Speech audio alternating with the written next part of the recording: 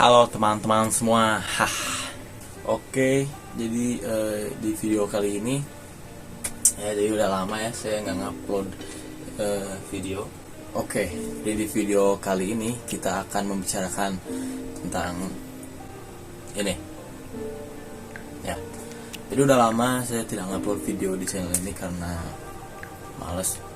Jadi kita bakal ngomongin ini ya, jadi kita bakal ngomongin komputer ini yang saya rakit sekitar hampir 1 tahun yang lalu teman-teman ya, sekitar 10-11 bulanan lah ya. Jadi ya ini seperti yang kalian bisa lihat, masih jalan, masih berfungsi dengan baik, dan udah saya kasih upgrade, beberapa upgrade yang asalnya cuma pakai harddisk 320 GB. Saya sekarang udah menggunakan harddisk 500 GB dan harddisk yang 320 GB nya rusak, entah kenapa teman-teman. Ya nggak tahu kenapa, lebar aja gitu. Ini 320 ini main kan bisa diisi apa gitu, padahal ini masih apa ya, masih garansi gitu. Saya mau klaim garansi, cuman soalnya ini masalahnya itu, jadi kayak pas saya nyalain komputernya gak mau masuk Windows, cuman tulisannya cuman this hard disk is infected by virus. Ya mungkin itu salah saya sendiri, bukan salah tokonya. Cuman kalau ya virus-virus gitu saya pikir ya mungkin salah saya juga gitu ya. Tapi padahal kan udah pakai antivirus tapi ya nggak tahu lah. Jadi intinya di sini nggak tahu masih jalan apa enggak. Masih jalan, lebar gitu, lebar apa ya. Dan selain harddisk juga saya mengupgrade menggunakan SSD. Mungkin ada di videonya, nggak tahu sih juga, tapi saya mengupgrade ke SSD yang asalnya saya cuman pakai harddisk itu, harddisk Seagate 320 GB, dan tiba-tiba nyerah. Yang tiba-tiba menyerah dari saya karena entah mengapa ya. Oh ya, dan seperti yang kalian bisa lihat ini suasananya ganti ya. Kalau di video-video pertama itu, di video-video awal itu enggak begini suasananya. Ada di sini ada kayak rack gitu, terus ya mejanya itu meja kecil, bukan meja benar-benar meja seperti ini ya. Jadi intinya saya upgrade ini SSD 120 GB. Ini dari gigabyte ya. Gigabyte. Ini dari gigabyte, ini 120 GB. Ya, jadi ini membuat semua hal jadi lebih gampang. Ini jadi lebih cepat lah. Booting cepat, buka aplikasi lebih cepat. Tapi kalau untuk game-game masih agak lelet, soalnya masih saya install di hard disk. Dan harddisknya juga ini harddisk bekas ya, kalau nggak salah 500 GB saya beli harganya 200.000 itu. Saya nggak tahu apa yang ada di benak pikiran tukang jualan komputer itu ya. Ini juga harddisk 120 GB ini harganya 300.000 teman-teman, hanya untuk 120 GB. Harusnya ini udah murah. Ini masih jam 5 ya. Saya belum istirahat, saya baru sahur ya. Jadi bukan baru sahur ya, maksudnya dari tadi saya sahurnya ya. Intinya jadi saya sedikit tidak seret dengan harddisk ini, SSD ini, karena harganya yang harganya yang 300 ribuan hanya untuk harddisk 120 GB ya. Dan ini masih normal-normal aja ya. Selain yang harddisk itu, ini speknya masih sama, nggak ada yang saya ganti selain SSD. Dan ya performanya oke-oke aja lah. Tapi saya mau cerita nih, jujur komputer ini itu saya agak ditipu. Kenapa agak ditipu? Karena saya kan punya budget 2,5 tuh, yang awalnya 2,5 jadi melunjak ke 2,7. Sebetulnya saya bisa dapat lebih lah dari spek ini. Seharga 2,5 atau 2,7 saya bisa dapat i5 lah dibandingkan i3 gitu. Ini kan prosesornya i3 2120 Yang awalnya itu saya mintanya i5 2400 ya teman-teman, tapi si tukang itunya tuh kayak gak mau gitu, gak mau ngasih saya i5 gitu, padahal i5 teh udah murah, tapi tetap aja ngasihnya i3. Mungkin karena saya bocil, kelihatannya kayak bocil puasa apa loh ya, mungkin karena saya kelihatannya kayak bocil, jadi dia memanipulasi otak saya biar menjadi membelinya i3 ini. Ya, performanya sangat-sangat kurang untuk i3 2120. Main PUBG Steam oke lah, ada static dikit tapi masih bisa dimainin. Main Resident Evil 2 yang baru itu, yang remake, oke, masih 30 fps, cuman ya itu doang sih. Terus main Resident Evil 7 guys, main Resident Evil 7 itu nge-lag ya. Sebenarnya nggak nge-lag sih, cuman kayak kalau lagi ada orang yang menyerang, si baker menyerang, nah itu tuh mulai nge-lag, kayak mulai stuttering gitulah. Jadi settingnya itu harus kan kalian tahu game Resident Evil yang baru-baru itu kalau settingnya diturunin tuh bener-bener jadi kayak puzzle Minecraft ya. Jadi daripada saya banyak bacot, mendingan langsung aja dilihat keadaan dalamnya dulu kali ya, keadaan di dalamnya dulu.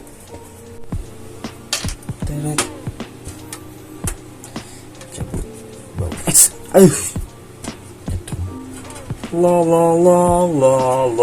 Ya, jadi seperti yang kalian bisa lihat, dalamnya masih biasa aja ya, masih sama kayak yang video yang speed build itu ya. Jadi masih ini ada fan LED di atas di atas satu ini warna biru, dan ini fan CPU-nya dari DF Cool. Ya, ini PGA-nya adalah GTX 750 Ti yang with force, VRAM 2 GB dan DDR5. Terus ini itu RAM ini itu 8 GB single channel dari HyperX. Ini saya tadinya mau ngupgrade lagi ke 8 GB lagi, cuman ternyata saya lihat di kardus motherboardnya ini cuman support sampai 8 GB aja teman-teman ya. Dan motherboard ini juga saya gak tahu bisa support Intel Core generasi 3 atau enggak. Saya lihat-lihat di Google sih enggak ya. Oh iya, dan enggak ada ini back panel atau IO shieldnya. Jadi ya gitu aja. Jadi lumayan berdebu ya ini casing ini, komputer ini. Ya jadi itulah. Jadi ini tampak depannya pemirsa. Ya. Sekalian naik kali ya. Jadi ini tuh monitornya aku pakai TV teman-teman, TV merek Akari. Jadi ini monitornya ini adalah aku pakai TV ya, aku menggunakan TV. Dan keyboardnya ini saya menggunakan Hyperion Max 10 kalau nggak salah ya. Ini kardusnya tuh, oh iya bener tuh Max 10. Ini kardusnya saya pakai buat apa nih, monitor biar agak tinggi. Dan ini mouse-nya adalah Lenovo Legion. Ini saya dapat di Jogja gitu. Harganya 200.000. Lagi murah, bodo amat.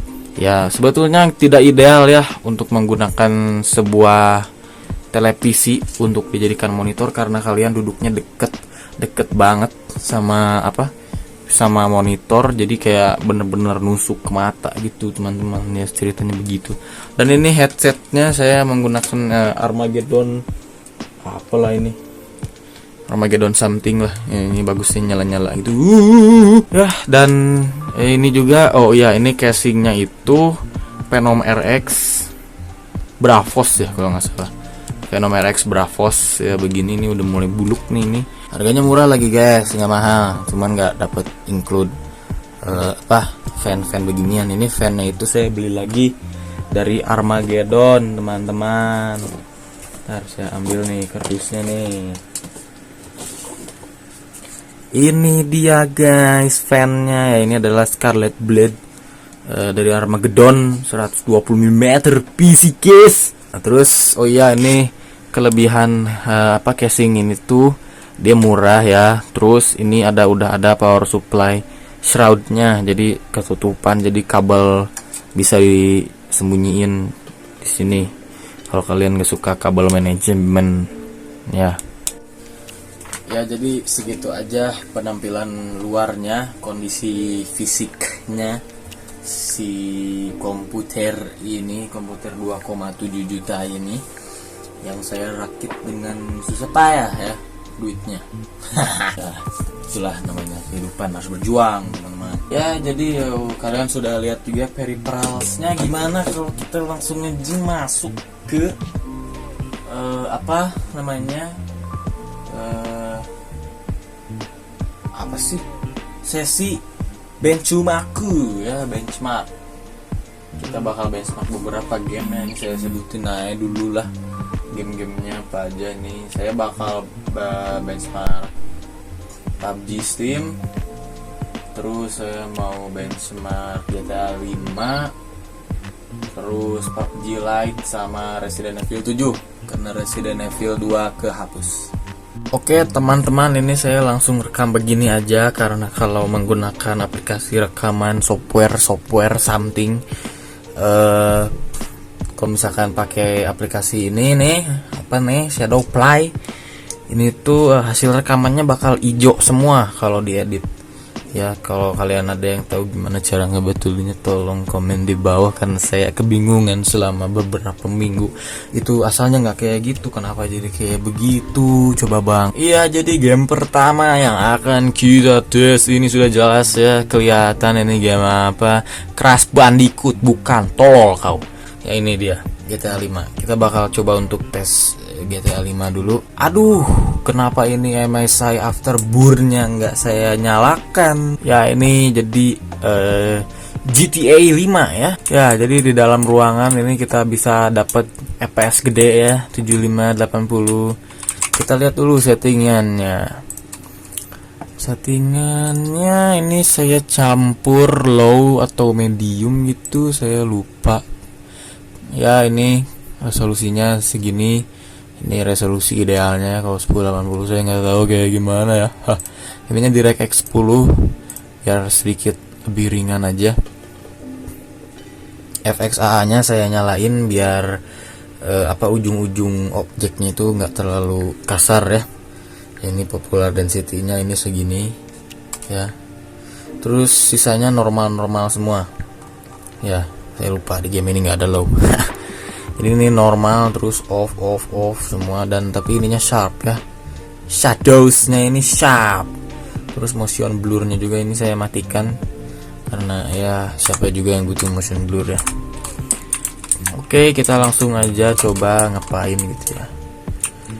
Kita coba keluar, dan begitu keluar FPS-nya masih stay di sekitar 70 FPS-an dan ngedrop juga ke 60. Dan coba kita naik ini kendaraan. Biasanya kalau naik kendaraan itu suka ngedrop, tapi enggak ya. Di sini bisa kita lihat FPS-nya di angka 60 sampai 70, 50 juga bahkan. Karena ini masih di daerah pedalaman gitu, belum ke daerah kota-kota gede.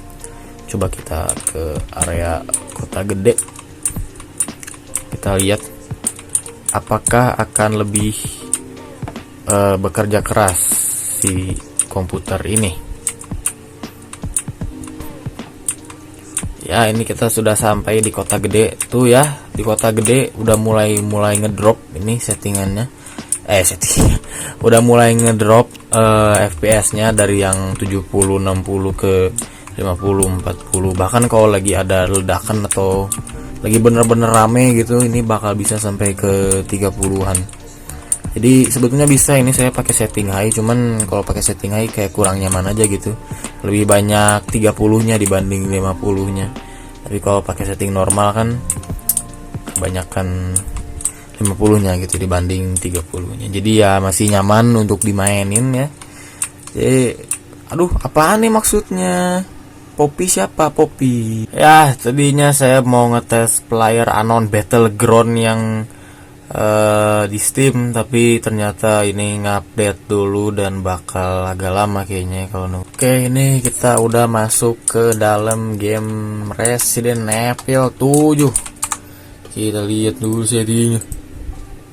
Ya, kita lihat dulu settingnya ya. Ya, jadi resolusinya masih sama 1366 ke 768. Refresh rate-nya juga standar. Full screen ininya 80 derajat. Ini nggak tahu apa maksudnya. Vising dimatikan tentunya, rendering metodenya normal. Dan ya sisanya low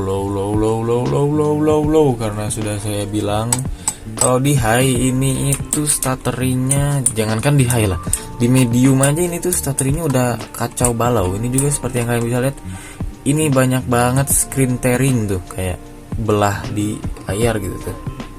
Nah, ini itu sudah tidak optimal ya kalau anda bermain game seperti ini. Apa nih?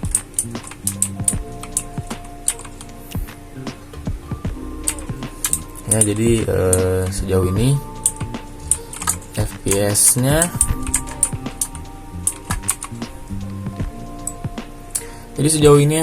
itu masih di 60-an karena mungkin karena saya cap ya, saya iniin saya lock di FPS 60, jadi ya kayaknya bakal 60 terus. Aduh, nggak ada kunci ya, jadi FPS-nya bakal stabil. Paling juga kalau turun itu paling ke area 40 atau ke ya 50 40 lah. Apa nih? Apa nih? Ya, jadi anjing gelo, kaget saya. Ya, ada cam ini.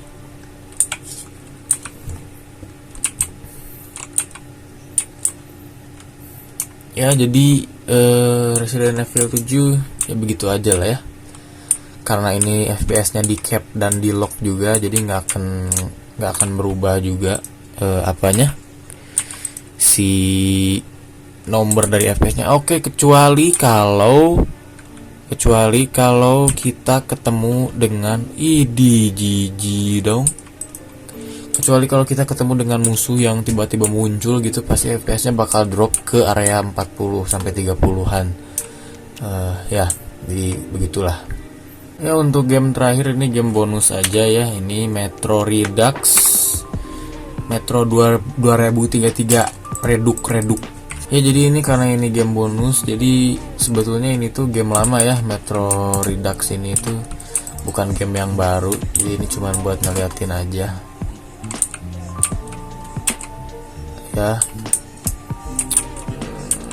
Jadi ini gamenya itu seperti kayak Fallout, teman-teman. Kalau kalian tahu game Fallout, hampiran kayak Fallout. Cuman kalau bedanya kan kalau Fallout itu kita harus kayak semacam shelteran gitulah. Ini juga sama sih.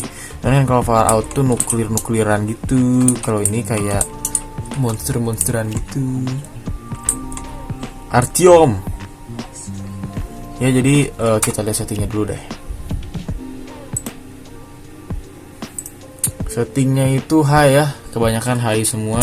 Ini di isinya di offin dan semuanya high. Dan lihat FPS-nya di 100-an angkanya. Hah? Apa nih?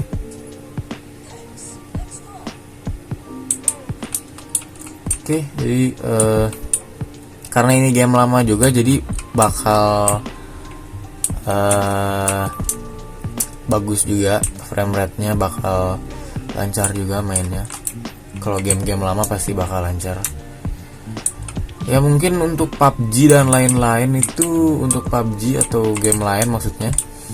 Untuk PUBG kita bakal nginin videonya di kita bakal nge-benchmarkin gamenya itu di video lain, teman-teman. Karena kalau PUBG ngupdate itu gede updateannya. Tadi aja sampai 7 GB dan panik.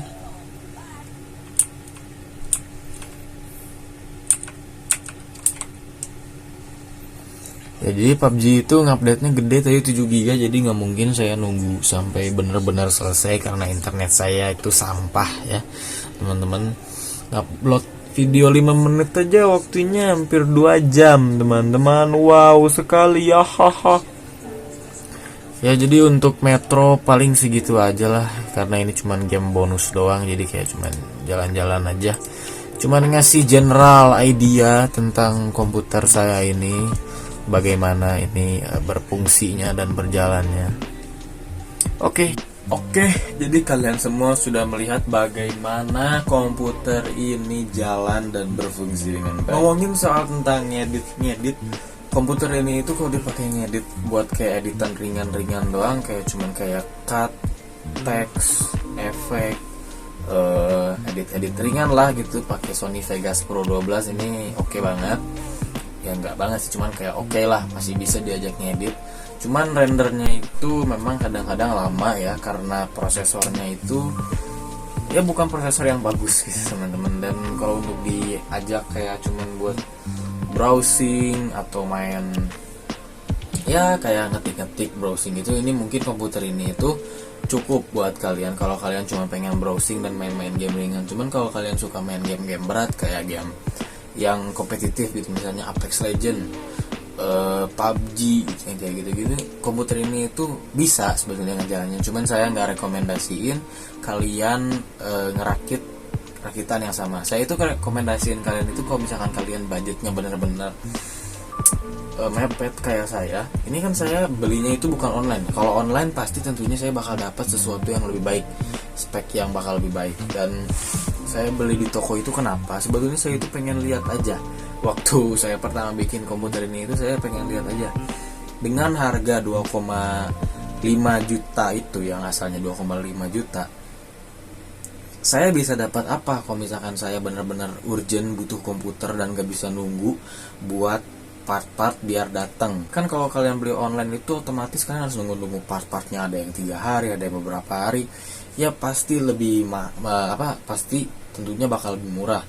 Tapi di sisi buruknya juga, di sisi lainnya juga, kalian harus nunggu part-partnya itu buat datang satu-satu ke kalian. Dan kalau beli online juga itu nggak dijamin juga kalian bakal dapat barangnya itu 100%. Bisa jadi ada kerusakan pas lagi pengiriman, bisa jadi ada masalah pas lagi pengiriman, atau si orangnya seorang scam, dia masang harga murah padahal barangnya nggak ada, kita udah mesen, udah transfer duit dan barangnya nggak nyampe sampai 30 tahun teman-teman. Nggak, jadi ininya saya nggak takut buat buat rakit komputer dan beli spare partnya di online gitu. Saya nggak takut sebetulnya, saya cuma ngasih tahu ke kalian aja kalau beli di online itu pasti ada resikonya. Dan kalau misalkan beli di toko kan kalian bisa lihat langsung tuh barangnya nih lihat nih gitu.